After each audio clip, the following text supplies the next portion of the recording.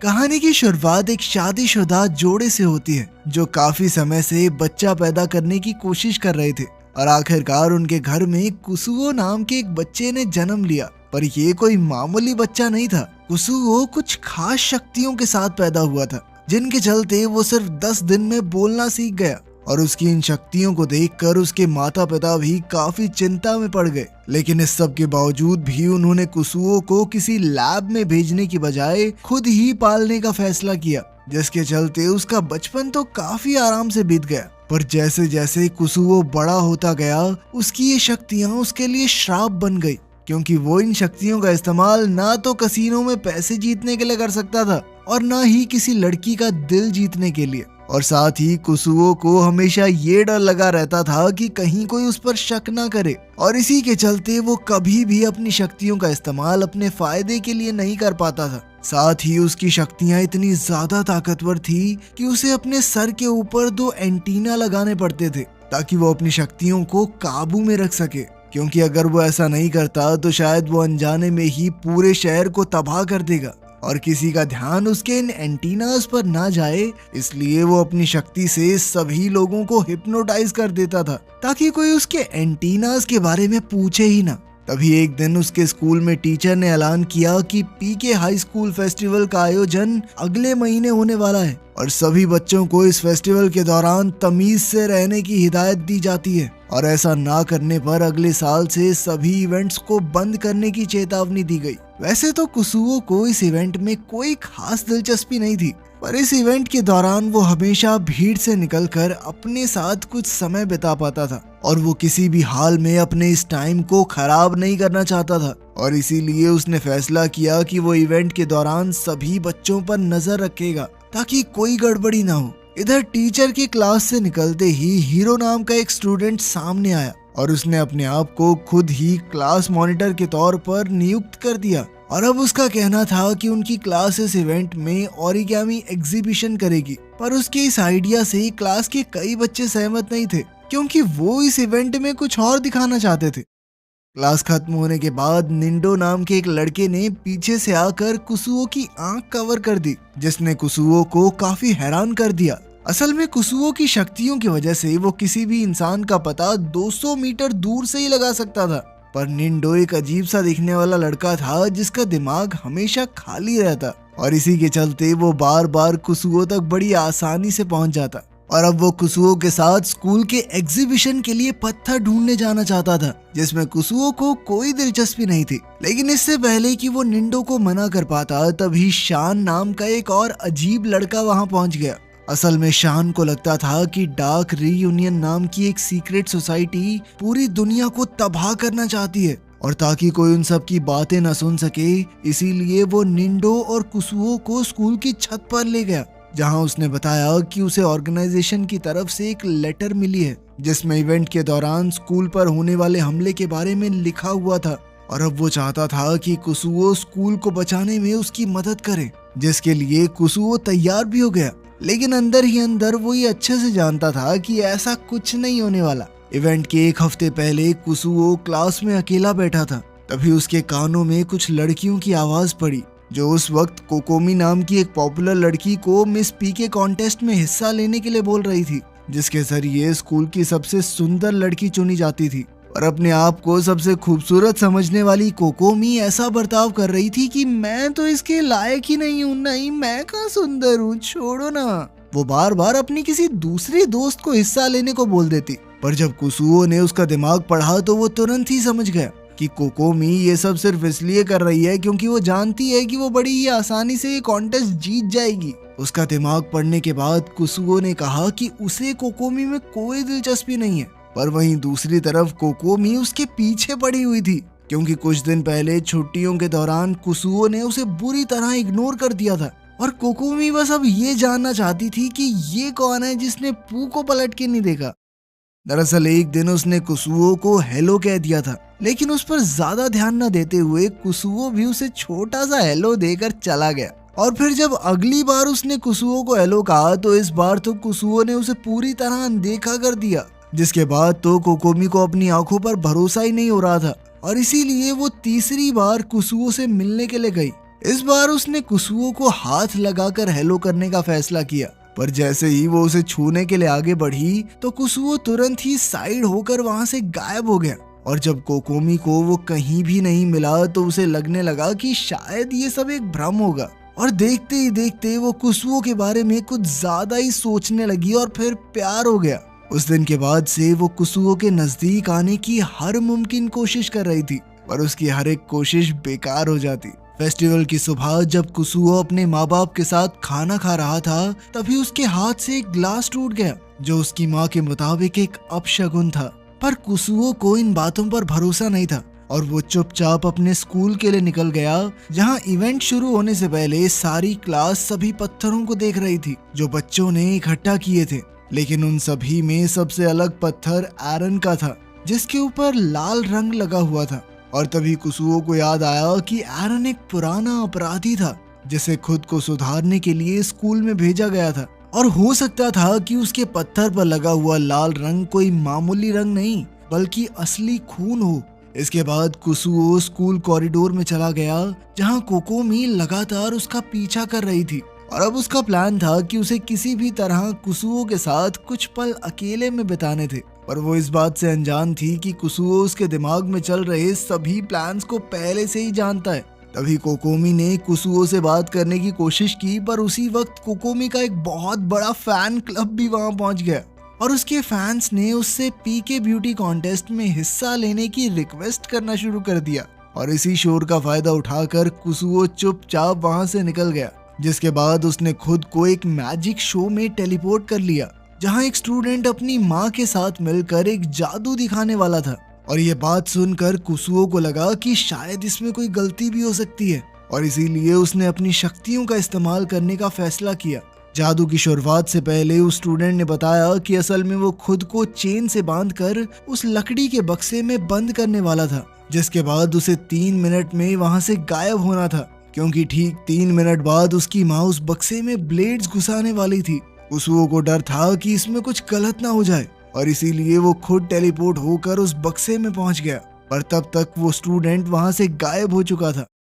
पर अब कुसुओ खुद को 10 मिनट से पहले वापस टेलीपोर्ट कर ही नहीं सकता था, जिसका मतलब था कि उसे 10 मिनट तक होने वाले सभी अत्याचारों से बचना होगा। खैर 3 मिनट बाद उस स्टूडेंट की माँ ने उस बक्से में ब्लेड्स घुसाना शुरू कर दिया, जिनसे बचने के लिए कुसुओ को अलग अलग रूप लेने पड़े। पर उसकी मुश्किलें यहाँ खत्म होने वाली नहीं थी, क्योंकि तभी उस औरत ने ऐलान किया कि वो उस बक्से को ऊंचाई से फेंक कर तबाह करेंगे। पर जैसे ही वो बक्सा जमीन को छूने वाला था, तभी ऐन वक्त पर कुसुओ ने छलांग मारकर खुद को बचा लिया।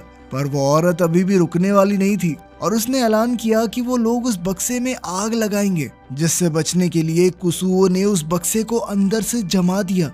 लेकिन हर बीतते टास्क के साथ उसकी जान पर खतरा बढ़ते जा रहा था और अब उस औरत ने बक्से को बुलडोजर से कुचलने की बात कही।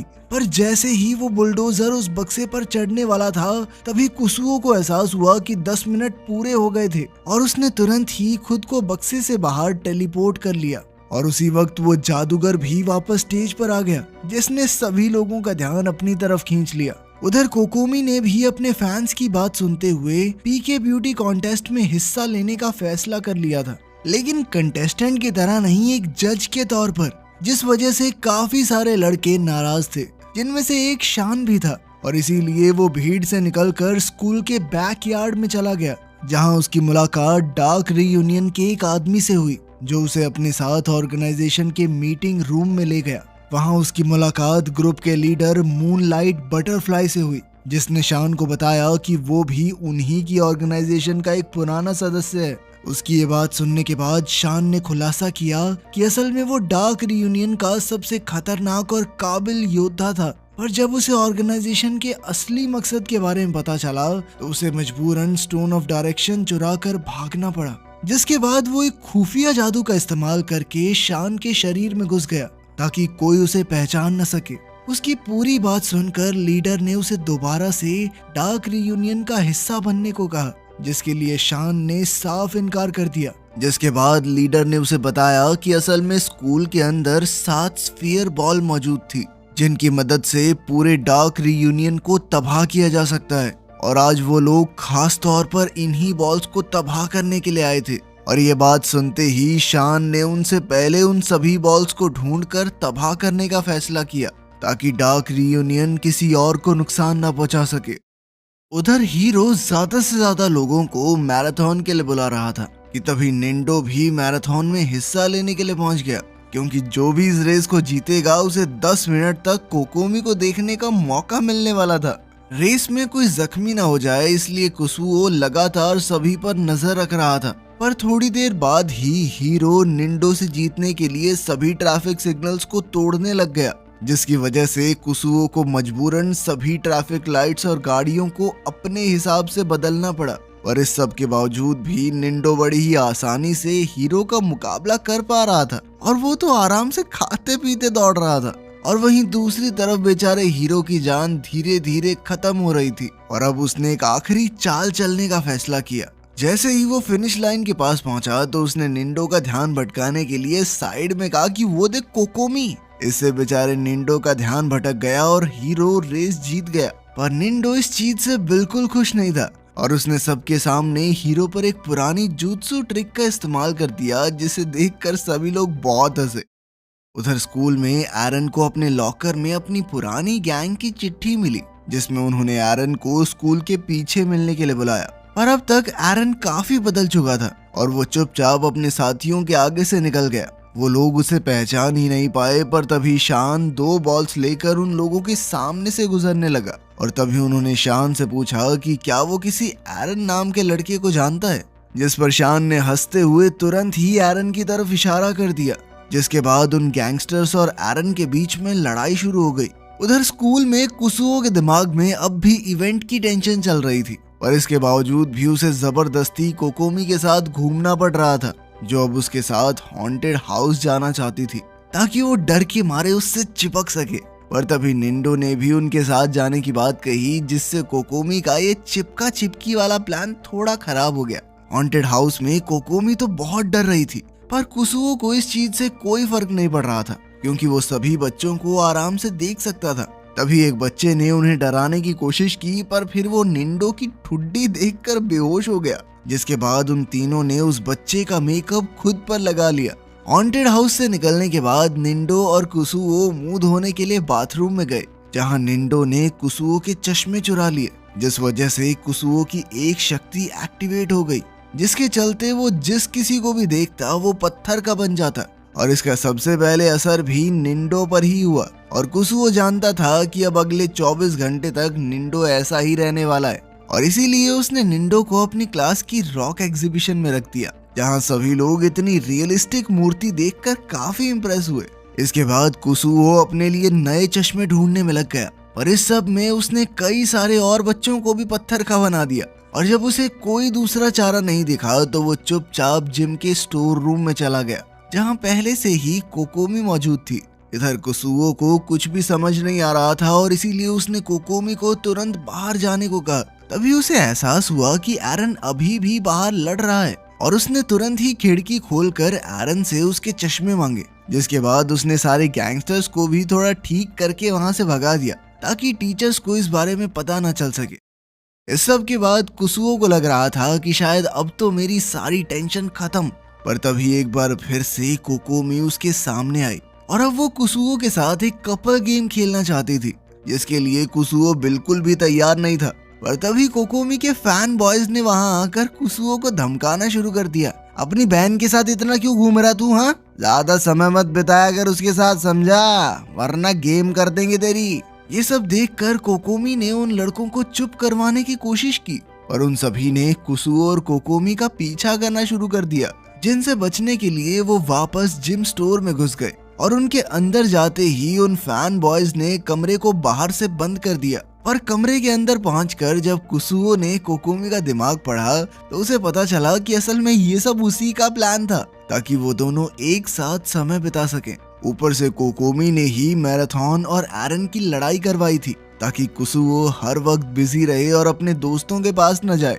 ये सब पता चलने के बाद कुसुओ अब उस कमरे से बाहर निकलने का रास्ता ढूंढ ही रहा था कि उधर शान 7 बॉल्स इकट्ठी करने के बाद डार्क रीयूनियन के मीटिंग हॉल में पहुंचा, जो असल में सिर्फ कुछ कोकोमी फैन बॉयज थे। पर इस सब के बावजूद भी शान ने उन 7 बॉल्स को एक जगह पर रखा और फिर एक मंत्र पढ़ा, जिसके बाद अब उसे ऐसा लग रहा था कि उसने डार्क रीयूनियन ऑर्गेनाइजेशन को तबाह करके पूरी दुनिया को बचा लिया है। उधर एरन से बदला लेने के लिए पूरी गैंग वहां पहुंच गई, लेकिन अपने चश्मे कुसुओ को देने के बाद एरन को कुछ भी ठीक से दिखाई नहीं दे रहा था।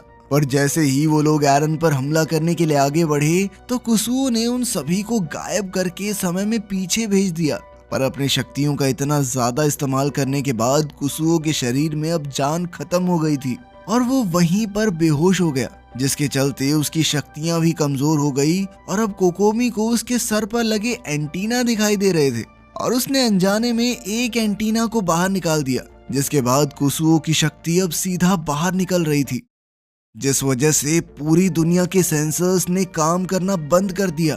तभी कुसुओ को दोबारा से होश आया और जब उसने एक बक्से पर हाथ रखा तो वो तुरंत ही टूट गया। ये देखकर कोकोमी काफी डर गई और उसने एंटीना को छोड़ दिया। और इधर जैसे ही कुसुओ को इस चीज का एहसास हुआ तो उसने तुरंत ही कोकोमी से अपना एंटीना वापस मांगा, लेकिन उसी वक्त कमरे की सारी दीवारें जमने लग गई, जिसे देखते ही कुसुओ समझ गया कि अब वो लोग धरती पर नहीं है। इसीलिए अब वो कोकोमी के बेहोश होने का इंतजार करने लग गया, जिसके तुरंत बाद उसने अपनी शक्ति से एंटीना वापस ढूंढा और उस इमारत को वापस धरती पर ले आया। पर अब उसे समझ नहीं आ रहा था कि वो पूरी दुनिया को ये चीजें कैसे समझाएगा, किसको क्या क्या जवाब देगा। इसीलिए उसने अपनी शक्ति से पूरे एक दिन पीछे जाने का फैसला किया, ताकि इस बार वो हर एक फैसला सही तरीके से ले सके। यहीं पर ही अजीबोगरीब कहानी खत्म होती है। कमेंट्स में जरूर बताना कैसी लगी।